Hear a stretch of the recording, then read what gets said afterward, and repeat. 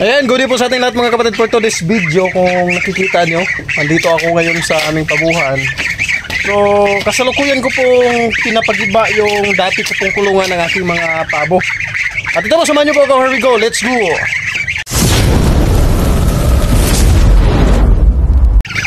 Hi, Bibi Gansa! Ayan, tapos andito si Joshua. Ito. Ayan, dinala ko na si Joshua kasi marami na siyang dumi kung doon sa bahay eh.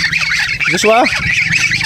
Bali po mga kapatid, sa ngayon po is kasalukuyan ko pong pinapagiba itong dati kong sit up ng kulungan ng aking alagang pabo.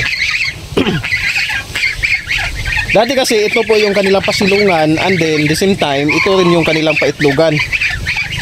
Sa pagkakataong ito is hindi na po kasi ako nagpapalimlim sa aking mga inahin. Ang ginagamit ko po is yun na pong incubator. So wala na po itong pakinabang. And then may kalumaan na at the same time nabulok na po, ayan o, nangabali na po yung 2x2. So minabuti ko na ipagiba na lang kasi lalagyan ko dito na portion ng mga sisiw. Maglalagay ako ng division dito na pwede pong pakawalan yung sisiw kasi yung aking mga sisiw ngayon is full pack. Andun, pulibok po yung dalawa doon. Nandun pa sa bahay, dalawang batch pa po yun. So dito may pwede na kasing ibaba sa lupa eh.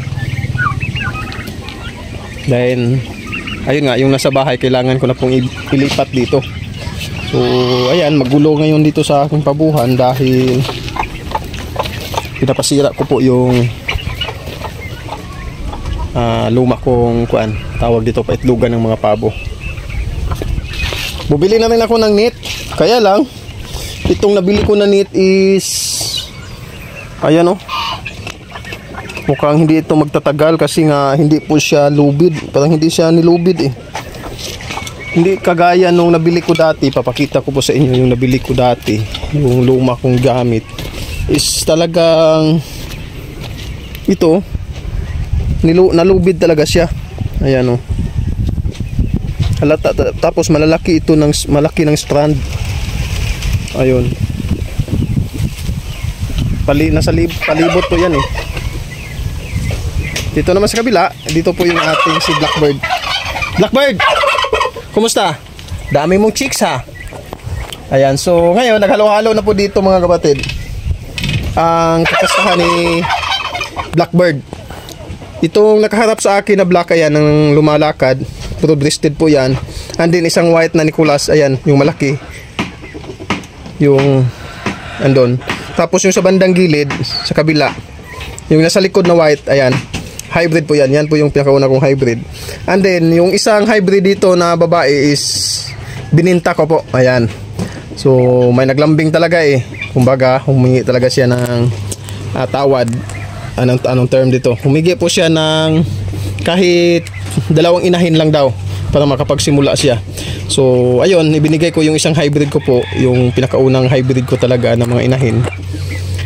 Posible po na nakastahan na po yung isa na binigay ko sa kanya. Binili kahapon mga kapatid. Pero ayos lang, ayan, nakapagbahagi po tayo sa ating kababayan.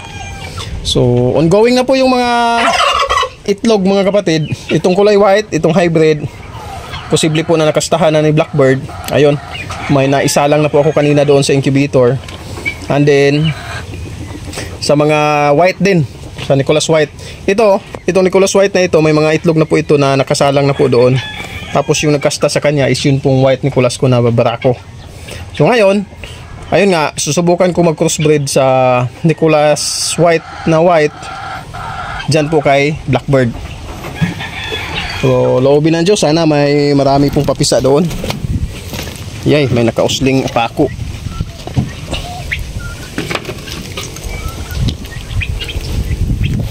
Ito rin eh, may kailangan na ditong ibaba na mga sisiw eh. Ayan o, magtatatlong buwan na rin ito eh. So ayun nga, yun po yung ginagawa ko ngayon. Pinapasira ko po yun para gagawa lang ako ng kaunting kulungan. Ito, may mga sisiw dito. Ayan. Yun ang problema ko eh, yung nandun sa bahay. Yung nasa bahay kasi malaki na sila. Masikip na po yung kanilang pinaglalagyan. Ang problema kasi pag yan ilipat ko doon sa doon nakahang, hindi sila magkasya kasi marami-rami yun eh. Tapos maliit lang yung area. Kaya naisip ko magpapakawala na lang ako doon. Gagawa ako dito ng division. Tapos dudugtungan ko yung dapuan ng mga malalaki kong pabo. Ngayon magdudugtong na lang ako ng scene para yung papakawalan ko dito na portion ng mga batang pabo is mayroon po silang mapagdapuan.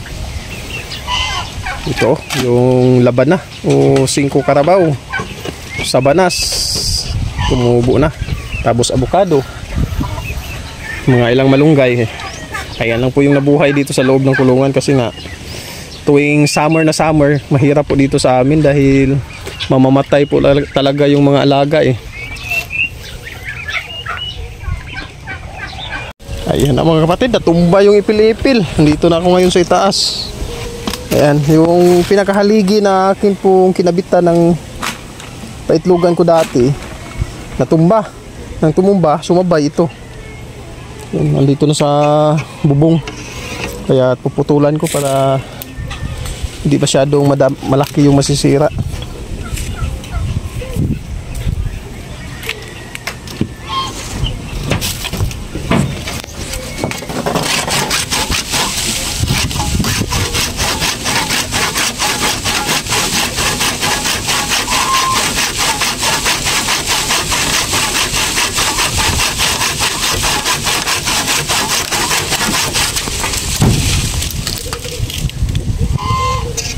Yan, biglang nagaliwalas na yung paligid mga kapatid. Naputol yung isang ipil-ipil.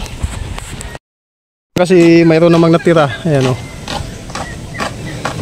May lim pa namang natira. Tapos ito, kukunan ko ito dahil posible po yung babagsak ulit itong ipil-ipil na ito. Dahil makapal yung kanyang dahon sa itaas. Ito po yung bubong kung saan sa ilalim po nito doon o humahapo yung aking mga alagang paabo tuwing gabi. Tapos dyan, yung bakante yan, dyan po gagawa ng division para po sa mga sisiw na mga bagong pakawala.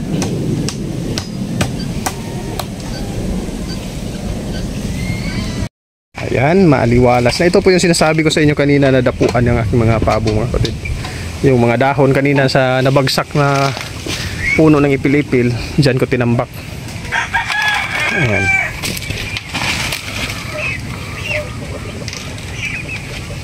Maraming yero na hindi na mapakibangan.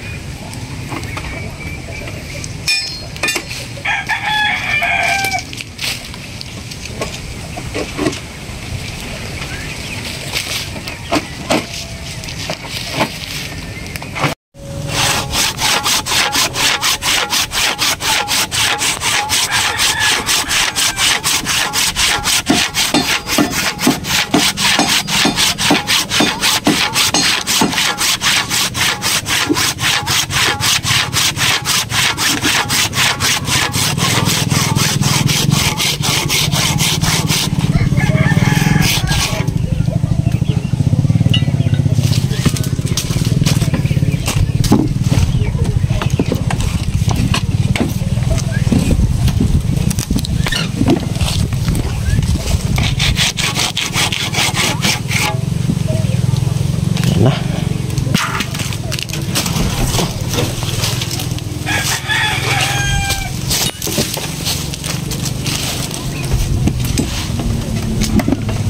Ito, dudugtungan ko na lang ito para ito po yung magiging bubong ng mga sisiw na ilalagay ko dito na area.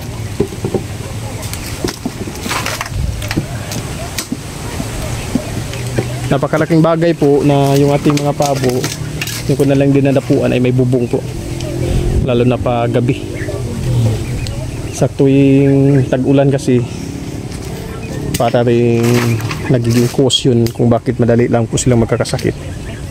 Kaya ito po yung naging decision ko, nagawan po sila ng dapuan na mayroon pong bubong. Bali, yan po muna yung kaunting ganap natin sa araw na ito mga kapatid, kasi mamaya ng konti aalis na ako para sunduin si Mrs. Ayan. Gagawan ko po dyan ng partition para sa mga sisiw. Kasi parami na ng parami eh. May mga variety na kasi ng pabo na kailangan kong isegregate. May Bourbon Red ako, hybrid, upgraded, at saka itong mga bago ko po na broad-breasted. Ito kasi yung hindi pwedeng paghalo-haloin dapat maging pure yung broad-breasted, and then iba naman po yung mga crossbreeding natin. Maging yung ating Red Bourbon is ma-preserve po natin yung kanilang pagiging pure. May mga partition naman dito sa kulungan na ito, kaya lang kukulangin hindi maganda sa sisiw pag ganito, kaya doon ko ililipat sa kabila para malapad-lapad ng konti. Dito na lang mga kapatid, maraming salamat po sa inyong patuloy na panonood, pagsuporta sa aking munting channel. Sana loobin ng Diyos mga kapatid, itong pagpapabo ko is tuloy-tuloy na ito. Kaya lagi niyo pong tandaan, ang paggawa ng mabuti ay di nagbubunga ng masama. See you on my next vlog. Bye bye.